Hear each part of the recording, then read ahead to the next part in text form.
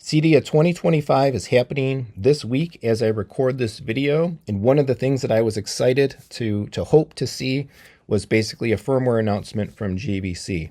So we know that JVC tends to run its projectors on like multi-year life cycles between the new models, and for the last few generations now, it's been an awesome customer ownership experience of new features and capabilities and performance and stuff being added consistently to the JVC lineup via firmware updates in the off years when the new models are not coming out. I was wondering what we might see this year. I was hoping that we would get a firmware drop, and it's a pretty big one. They've been doing some work. There's quite a bit of new development, new picture enhancement capabilities and settings, and some other smart options and capabilities as well coming in the update slated to deploy in October of 2025. So let's take a look through some of these features and kind of muse on the new awesomeness that will be coming to our JVC projectors. All right, here we are. I'm directly on JVC's webpage, jvc.com. I'm just looking at the product page basically for the NZ900. This is the projector that I run here in the Techthusiasm home theater. And if we scroll down a little bit, we can see that we have information about the 2025 new features, release new firmware in October of 2025. So I'm glad they deployed this. Is actually nicer than even just like a text type of press release that we see. A lot of the times they actually have some screenshots of the new capabilities showing what some of them are going to look like, where there's menu options and stuff like that, as well as even some like kind of picture comparison differences and stuff that you can dive into. So there's quite a bit here. Again, I'm pretty impressed with the amount of effort and development and engineering that was put into this firmware update. If 2026 and in future years coming kind of repeat the expansion of capability in firmware updates, this NZ generation I think is going to have a really nice ownership road ahead of it. And I just love in general when something that I already own, spent the money on, big money in this case, right? The NZ900 is a bit of a wallet breaker. It's an expensive home theater device. It's a pinnacle level projector, of course.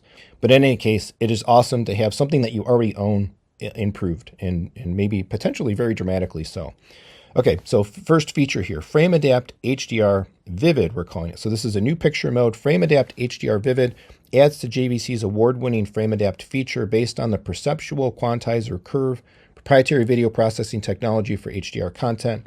JVC has remarkably improved contrast and color expression of the entire image by brightening bright areas and increasing deeper dark areas. This allows the subject to naturally stand out from the background for a three-dimensional image. So HDR Vivid, of course, is still a frame adaptive mode. That's really what we want, frame adaptive dynamic tone mapping and all of that. But if we take a look at this picture, pretty big difference there. So it's like basically preserving certain elements of like brightness and contrast and things while the HDR tone mapping curve is being applied. I think this is perhaps akin to some of the things, some of the benefits actually of like an external video processor, the benefits that it applies to maybe a more advanced kind of tone mapping, dynamic tone mapping and frame adaptive application. So to have this built into the projector could be solid. It'll be interesting, of course, to test all of these modes. There's probably many more people out there that are not running projectors with video processors that do. So again, having the potential presentation and picture quality of your projector significantly enhanced just in unit via firmware is pretty sweet. All right, second feature, highlight color control. JVC understands that not all home theater and video environments are alike. With its highlight color control feature coupled with its frame adapt HDR technology mode, so these things can be used together, the balance between brightness and saturation in high intensity scenes is achieved. Now color and vivid scenes do not need to be sacrificed for brighter and vivid images. The images can be catered to your specific viewing needs through low, mid, and high levels, giving you the flexibility to cater to your own preference. So I think even more so than in the past with this firmware update, there's almost a little bit more, a wider bandwidth of ability to kind of tune your JVC projector to taste as well. So we can see here some difference in like color depth, color saturation between low, mid, and high. For me, a lot of these types of settings, I tend to just gravitate towards the mid setting. I don't want something necessarily underrepresented or underpresented, nor do I want something like oversaturated or overly blown out or something like that. But again, awesome. So if we're adding a feature here, it has some ability to be able to cater it to taste. but it is also bringing better color, better presentation, adding performance to the projector. Third option, third new capability here, enhanced MPC function, multiple pixel control. In standard mode, improvements have been made to create images that are more natural and realistic. A new function called the smoother has been added to our proprietary MPC super resolution circuit. This effectively reduces artifact noise caused by video data compression and enables smoother and more realistic 8K video imaging while maintaining a natural high-definition feel. It reduces visual incongruity and further enhances the quality of the video experience, even in videos that require fine detail and sharpness. I do use the 8K eShift feature in my NZ900, and if this is kind of further improving the algorithms and the result essentially of doing that operation, again, can't argue with any of it. Evolve the unit, improve the unit, and give us the absolute best attainable picture quality that we can get via processing and software via these updates. So there's a couple pictures here that show some comparisons between conventional and standard, and then as well the smoother off and the smoother on. So if we look at some of the differences here, we can see there's some maybe gradation or whatnot up in the cloud structure here that kind of disappears over here on the right, a little bit in the waves, the waveforms in the water as well. All right, gaming features. Anybody game on their JVCs? Anybody game in their home theaters? Well, we've got some cool stuff here. ALM, auto low latency mode. ALM is a new feature, new to JVC, not necessarily a new feature overall in technology, of course. New feature that is ideal for gaming that requires low latency. When connected to an ALM compliant device, the projector automatically switches to low latency mode based on the video signal. When ALM is activated, frame adapt HDR, laser dynamic control, and clear motion drive are automatically disabled to improve speed and responsiveness.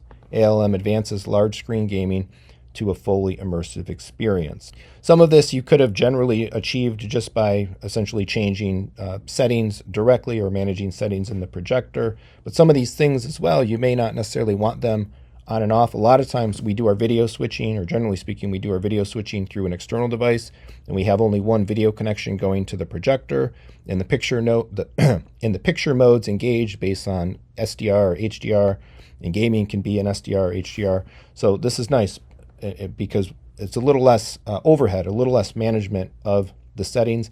There's not specifically a mention of achieving any newer or lower latency numbers or results within the projectors than were already being achieved, but I think this eases kind of integration in an environment where you have video sources and gaming sources, and you want them to be able to just kind of work a little more seamlessly to put the projector and the display chain in the right modes and the right settings for what you're doing. So you can just basically turn this on like it shows there in the menu screenshot, and you're good to go. I think all the gaming systems and such nowadays, I believe, should support this. It should be pretty straightforward to be able to use it. Let's go down further here. So many features. I'm blown away just by the sheer quantity of features, let alone some of the specifics of what they are.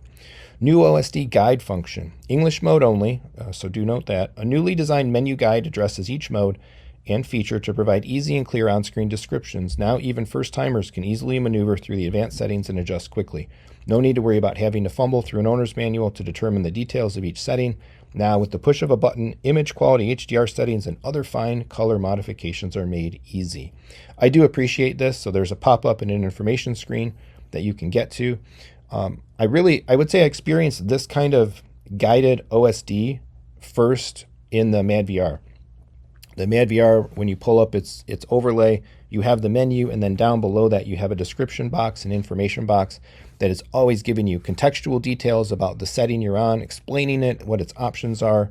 It really helps facilitate using the device, learning what the capabilities are, what the features are, helping to drive maybe when you would actually turn something on or off or adjust something.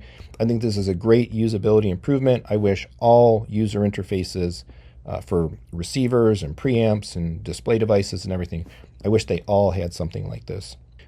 Any device that's putting up a menu can so easily put up a secondary menu or a sub-menu and provide detailed and technical descriptions and contextual information. So I think this is a great quality of life improvement. And again, just the breadth of what they're doing. They're adding so much stuff here. So here we go. Even more. JVC prides itself on fine-tuning the smallest details to elevate your experience. JVC prides itself in the fine-tuning smallest details of your experience easier. The attention to detail is seen in the most recent improvements made to the visibility and usability of the OSD menu. That's what we just looked at. One of these upgrades includes making the menu easier to read even during low light or HDR content playback. In addition, a new menu function has been added that corrects the brightness of the OSD display. This reduces the brightness change of the OSD display even during dynamic control of the laser light source, allowing for appropriate brightness adjustments. These features and their brightness levels can be easily switched on and off to adapt to any environment. So we have like an OSD brightness sync on and off. And so what we're doing here, what they're doing here basically with the menu system is the overall light level of the menu system will be dynamic to match the overall light level of the scene. So in the picture here, actually, we can see how much brighter kind of this menu appears when the brightness sync is off versus this darkening up, the colors popping a little bit less when the brightness sync is on. This is really great. I love this feature as well because a lot of times we may be making changes, we may be making tweaks, we may be trying to set a picture setting or something like that where we want it to be relative to a scene or a calibration image or something that we're looking at. But you bring up the menu and you change the dynamics of the light engine. You change the operational dynamics of the projector in that moment, which is compromising what you're trying to potentially adjust within the thing. This also kind of brings to mind the new feature coming to the Mad VR, which is the dynamic subtitle overlay, which also has like a brightness sync. So I think that's great, having all the elements of the UI that may be popping up in your system, being able to dynamically adjust its brightness to match the scene. Improved calibration performance. JVC's new calibration software version further enhances the calibration accuracy of the projector. Now, one can calibrate choosing color, temperature, and color gamut as a targeted value. High precision image adjustments can be made easily. Couple this with the JVC's latest generation of its calibration sensors, which provide even more precise accuracy and operability. So JVC, of course, has the AutoCal capability. I have never really used a JVC AutoCal, actually. I've had my projectors professionally calibrated. It's probably something that I should actually still learn, make some content about, and play around with at some point. But for the folks out there that are using AutoCal, again, can't argue with this, right? Better attainable performance through additional features and capabilities added to the projector. And then lastly, this is the last one, I think, advanced key custom setting. So on the remote, we have an advanced menu button on the bottom right. The advanced key located on the remote can now store custom settings according to the user's preferences. This makes it possible to recall video modes and image quality adjustment items with one touch.